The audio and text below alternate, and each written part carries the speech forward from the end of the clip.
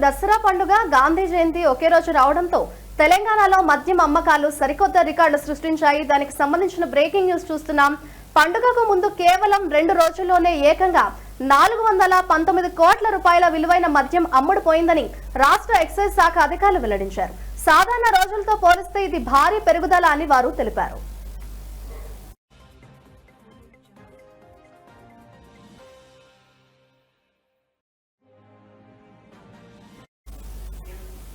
Excise శాఖ విడుదల చేసిన గణాంకాల ప్రకారం సెప్టెంబర్ 30న అత్యధికంగా 333 కోట్ల రూపాయల విలువైన మద్యం విక్రయాలు జరిగాయి. ఆ తర్వాత అక్టోబర్ 1వ తేదీన మరో 86 కోట్ల రూపాయల విలువైన మద్యం అమ్మకాలు నమోదయ్యాయి.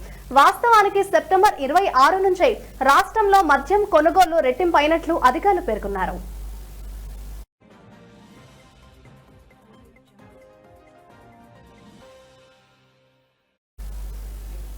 నిన్న గాంధీ జయంతి సందర్భంగా ప్రభుత్వం మద్యం దుకాణాలకు సెలవు ప్రకటించింది. అదే రోజు దసరా పండుగ కూడా ఉండటంతో మందుబాబులు ఒక రోజు ముందుగానే పెద్ద ఎత్తున మద్యం కొనుగోలు చేశారు. ఈ కారణంగా అక్టోబర్ 1వ తేదీన రాష్ట్ర వ్యాప్తంగా ఉన్న వైన్ షాపులు, లిక్కర్ మార్ట్ల వద్ద విపరీతమైన రద్దీ కనిపించింది. పలు చోట్ల మద్యం కోసం జనం బాలు తిన్న దృశ్యాలు కనిపించాయి.